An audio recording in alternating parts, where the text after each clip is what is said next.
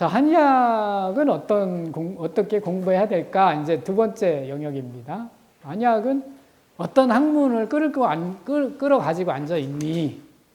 그러니까 어떤 학문도 기초학문이라는 게 있고 응용학문이라는 게 있잖아요. 그러니까 의학은 응용학문에 속해요. 기초학문들을 가지고 환자를 치료하는 기술을 개발하는 게 의학입니다. 그래서 한의학은 어떤 기초학문을 가지고 있을까가 중요해요. 처음에 생각해 볼 수 있는 게. 그러니까 한의학 속에는 부셔보면 뭐가 들어있을까 이런 생각을 일단 하셔야 돼요. 아까 일반 식물학 얘기했잖아요. 식물학 들어있습니다. 한의학 속에. 그죠? 그 다음에 말도 안 되는 천문학이 들어있습니다. 천문학이 들어있어요. 그런 거 있죠? 그 다음에 또 뭐가 있을까요? 들어있는 화학이 들어있죠. 네. 양리학 당연히 들어있죠. 이렇게 분류해 볼 수 있다는 얘기입니다. 그 분류한 내용을 이렇게 도표로 그려놓은 겁니다. 한의학은 어떤 영역을 깔고 앉아 있니? 그걸 통해서 의학을 전개하고 있니? 그렇게 묻는 겁니다. 물어보니까 이렇더라는 거예요. 제일 바깥에 있는 게 천문학입니다. 한의학은 천문학 깔고 있습니다. 의학인문에 보면, 의학인문이라는 게 입문자한테 얘기하는 책이잖아요. 총론인 책이죠. 의학인문이라는 게. 그러면 의학인문에 보면 처음에 뭐가 나와요? 천문학이 나옵니다. 원도통설이라고. 그러니까 천문학이 있는 거예요. 깔려 있는 거죠. 그 천문학을 왜 설명할까? 그건 나중에 설명해 줄게요. 천문학을 깔고 있다. 그거만 아시고. 그 다음에 생태학을 깔고 있는 거예요. 왜 생태학이냐면 그 동형동기론을 이해하려면 생태학이 필요해요. 한의학은 대부분 동형동기론이거든요. 왜? 옛날 사람들이 양리를 몰랐잖아요. 성분을 몰랐기 때문에 간이 아프면 간을 먹는 거예요. 동물의 간을 먹는 거예요. 간이 안 좋다고.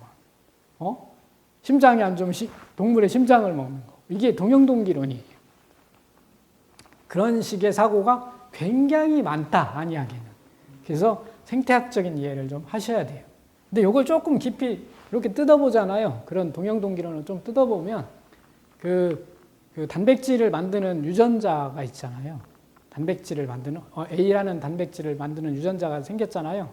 전사 코드가 생기면 얘들이 다시 만들어지지 않고 복제를 합니다. 동물들. 똑같아요. 다. 동물은 다 똑같습니다. 어떤 단백질을 만드는 코드가. 그런 식으로 복제해서 사용합니다. 바이러스 생각하면 되게 쉽죠.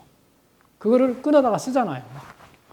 그래서 바이러스는 항생제를 피할 수 있는 길을 금방 찾는 거죠. 유전 코드를 막 끊어다 쓰니까. 그러면서 그걸 피할 수 있는 방법을 만들어내고 있는 거예요.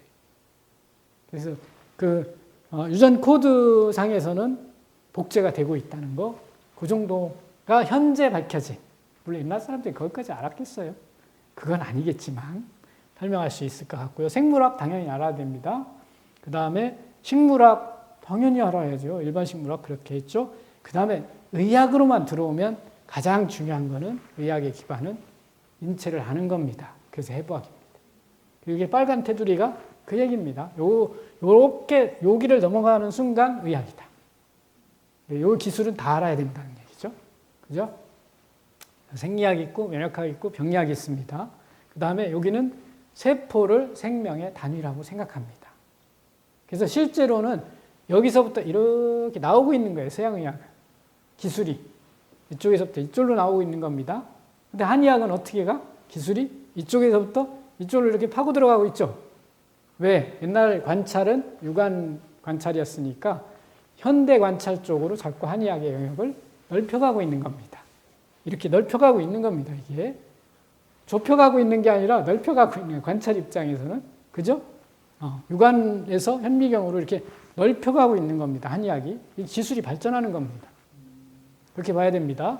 그래서 한의학을 보니까 이렇게 전체를 다 깔고 앉아 있는 거예요. 이 영역을 다 깔고 앉아 있는 거예요. 한의학은. 이걸 다 공부해야 돼요. 한의학 공부하려면. 그래서 한의학을 딱 쪼개서 단도직입적으로 설명해봐. 그러면 인식론하고 세컨네이처라는 부분을 반드시 이해해야 됩니다. 그래서 신경학이 꼭 필요합니다. 한의학. 뇌과학이죠. 이 정도 가면 뇌과학으로 봐야 되겠죠. 이거 필요합니다. 예. 앞에서 생각의 씨앗을 얘기한 그 종자식이 인식론이잖아요. 인식론이 필요하다는 뜻입니다. 한의학은. 이런 정도의 영역을 깔고 앉아 있는 거다. 그렇게 보시면 되고요. 요거를 조금 더 자세하게 설명하는 화면이 요겁니다.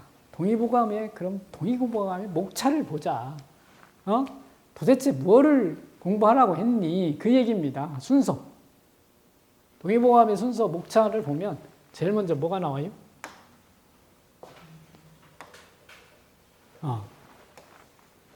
신형이 나오잖아요.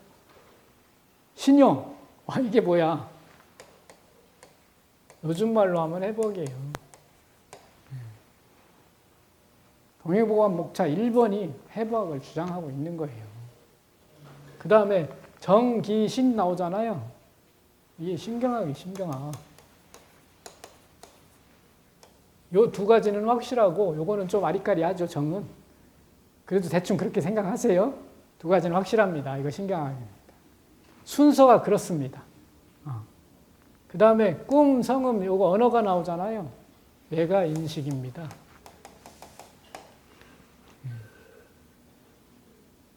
인식의 세계를 이야기하는 겁니다. 순서가 그래요, 순서가. 그 다음에 진액, 담음 나오잖아요.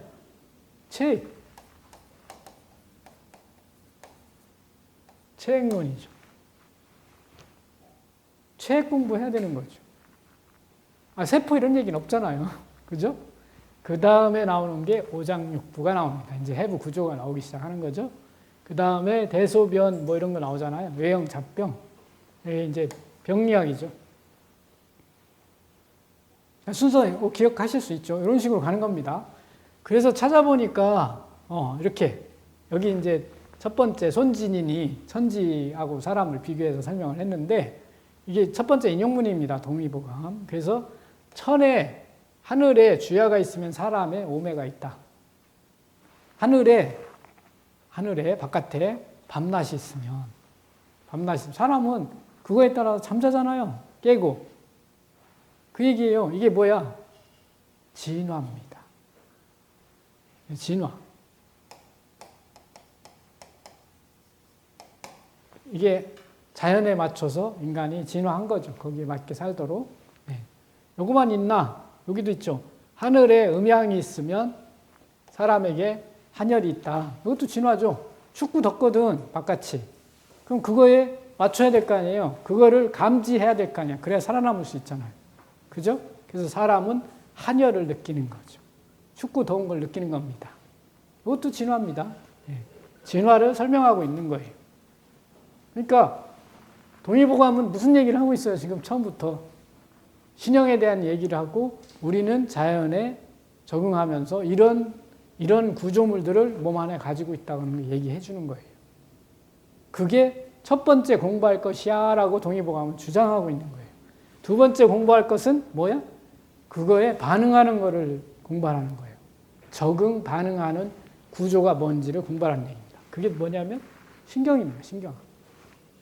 그 다음에가 우리는 그거를 어떻게 생각하지? 이거를 공부하는 인식의 문제를 알아야 된다는 뜻이에요. 대단한 거예요. 이런 목차가 그냥 만들어진 게 아닙니다. 자, 동의보감의 목차를 보니까 해부학 공부해야 되겠죠. 그렇게 얘기하는 겁니다. 그 다음에 의학인문을 보니까 또 뭐라고 나오냐면 의학인문에 보니까 처음에 나오는 게 도설이에요. 그림. 동그란 거 하나 그려놓고 의학은 이렇게 시작한다. 이렇게 두 번째 그 태극을 그려놓고 수화, 미제, 수화, 기제. 밑에 화가 있어야 되고 위에 물이 있어야 이게 돌아간다. 수화, 미제입니다. 그런 얘기를 하는 거예요. 도설이 그걸 써놨어요.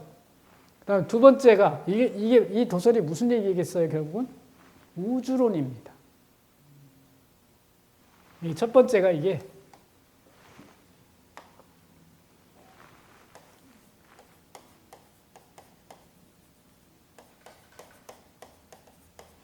유교의 우주론을 이야기하는 겁니다. 그러니까 한의학은 세포로부터 시작하지 않았다. 이걸 얘기하고 있는 거야. 그래서 우주론을 설명하고 있는 거고요. 그 다음에 역대 의가를 쭉 써놔요. 옛날에 누가 뭐 했고 뭐 했고 뭐 했고 이렇게 쭉 써놔요. 의학을 어떻게 발전시켰니? 그 얘기를 하고 있는 겁니다. 이게 의학사입니다. 의학사. 중요하죠. 네, 굉장히 중요합니다. 의학사. 네.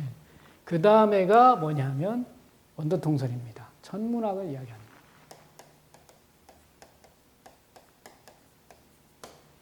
네. 공부 순서예요. 이게 의학 입문에 왜 이렇게 해놓겠어요? 이대로 공부하라는 겁니다. 네. 이 순서대로. 동의보감은 그 순서대로 공부하면 된다. 의학을 공부하기 위해서. 그 얘기고 의학 입문은 이대로 공부해야 된다는 걸 이야기해주고 있는 겁니다. 그래서 천문학을 공부해야 된다. 그거고요. 이게 음질은 복덕을 쌓는 거예요. 의사가. 그 얘기를 한 거예요. 그 복덕을 쌓는 게 도덕성을 가져야 된다는 얘기입니다. 이게 도덕성. 의사는 도덕성이 있어야 된다. 유교다운 생각이죠. 그 다음 게 중요합니다. 보양입니다. 보양. 보양을 왜 설명했어요? 인체를 건사하려면 제일 중요한 게 뭐야? 먹는 거예요. 병을 안 걸리면 잘 먹어야 되는 거예요. 그래서 보양이 나온 겁니다. 치료가 더 중요한 게 아니죠. 그죠? 우리가 잘 먹고 잘 살아야, 잘 먹어야 잘 살 수 있는 거죠. 보양을 첫 번째로 본 거예요. 왜 이렇게 했을까요? 이제 이런 걸 생각하는 거죠. 시대상을 보는 거예요. 시대상. 1530년경에 써진 겁니다. 완성된 거죠. 의학인문이. 그때가 지구가 간빙기 시절, 간빙기. 그래서 세계적인 기근이 휩습니다. 그러니까 못 먹어서 병나는 사람이 무지 많았다는 뜻입니다. 그 다음에 도인법, 운기 이런 게 나와요. 도인법, 약이 별로 없어. 그러니까 운동하고 몸 관리 잘하고 그렇게 살아라 이거야. 그 얘기를 하는 거예요. 지금 그 간빙기하고 연결해야 돼요. 내가 공부를 얼마나 많이 했는지 알지. 이런 거 연결하는 거 보면. 그 시대를 생각하지 않으면 이런 순서를 잘 이해를 못 해요. 그 시대를 생각하면 충분히 가능해요. 충분히 가능해요. 요즘 어디 다녀? 헬스클럽 다니는 거 똑같은 거예요. 맛있는 거 먹고 헬스클럽 다녀야 건강해져. 이 얘기를 하고 있는 거야. 1530년에 주장한 거지. 그거를. 그 다음에 운기예요. 운기는 뭐냐면 날씨예요. 날씨. 날씨 변화에 잘 적응해야 돼. 이것도 간빙기 생각하면 더 훨씬 심각하죠? 요즘 또 생각해야죠. 요즘 갑자기 이제 온도가 막, 날씨가 확확 더워지고 전체적으로 더워지잖아요? 그러면 운기 생각할 수밖에 없잖아요. 날씨입니다, 이거. 날씨에 잘 맞춰서 살아야 된다, 이런 얘기입니다. 계절이 될 수도 있습니다. 그 다음에가 이제 의학으로 온 거예요. 여기까지는 그렇게 하고 살아야 돼. 그 다음에 경락, 장부, 관역이찬세 이렇게 진단 방법이 나오는 겁니다. 여기 경락, 장부가 다시 해부학입니다.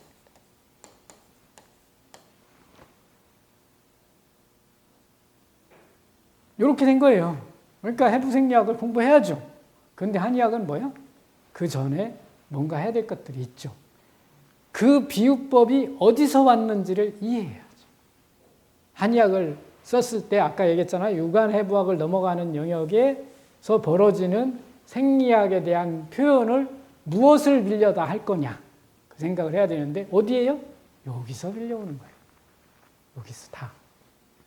그래서 이런 영역들, 말하자면 과거에 자연을 보는 그런 학문들을 이해하지 못하면 한의학은 이해하기 힘들다. 그 비유법들을 어느 정도 이해함으로써 이렇게 해부학으로 설명할 수 있는 영역을 늘려갈 수 있다는 얘기입니다. 그래서 이게 이제 의학인문 천지인물기후상설이라는 거예요. 원리입니다. 한의학의 원리가 뭐냐? 그러면 이렇게 설명해야 됩니다.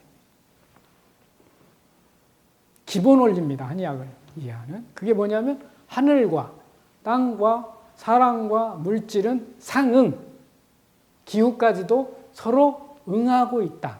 서로 영향을 주고 있다는 이야기입니다. 그게 한의학의 원리입니다. 기본 원리. 그래서 여기 보면 하늘의 숙도, 땅의 경수, 사람의 경맥 이렇게 설명하잖아요. 그러니까 천지, 인물이 상응하는데 하늘의 숙도가 뭐냐면은 이게 저거예요. 숙도가 목성의 궤도. 목성의 궤도가 28숙이 있지. 별자리가. 그 얘기를 하는 겁니다. 하늘의 숙도. 그 28숙이 있는 게 시간을 나누는 겁니다. 시간을 나누는. 목성의 궤도가 굉장히 일정해요. 그나마. 일정해서 28숙을 정해서 1년을 결정하는 겁니다. 그게 숙도고요. 그 다음에 땅에는 경수가 있어. 그거에 맞춰서 땅이라고 하는데도 이렇게 시간을 나누는 그런 장소가 존재한다. 아니면 흐름, 시간을 흐르는 거잖아요. 흐르는 것들이 있다. 이런 얘기를 한 거예요. 그럼 사람에게도 그런 게 있어야 되잖아요. 이렇게 목성이 이렇게 흐르잖아요. 돌잖아요. 물도 돌잖아요. 이렇게 사람에게도 도는 게 필요하잖아. 그 경락 돈다고 설명하잖아요. 12경락이 돈다고. 그렇게 있는 거예요. 그래서 하늘의 숙은 28숙을 얘기하는 거예요. 도 365도를 도는 거고. 도는 거지. 도는 걸 설명하기 위해서 그렇게 얘기한 겁니다. 그 다음에 소위 언자, 내배, 삼합, 인기, 응지, 고언급야. 그러니까 내외가 서로 합한다는 거예요. 바깥과 안쪽이 서로 합한다. 그 동의보감식으로 설명하면 진화를 설명하고 있는 거예요. 이 내용이. 외부와 내부가 합한다. 그러니까 아까 한혈이 있으니까 참 음양이 있으니까 몸 안에 한혈이 있다고 한 거고 똑같은 말이에요. 이게.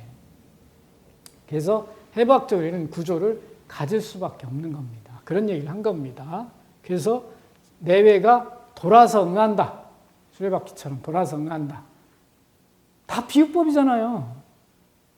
근데 혈액순환을 알아낸 게 몇 년이에요? 1620년인가 80년인가에 결론이 났어요. 합의가. 실험적으로 결론을 낸 겁니다. 소순환이 혈액이 돈다는 걸 결론을 낸 거거든요.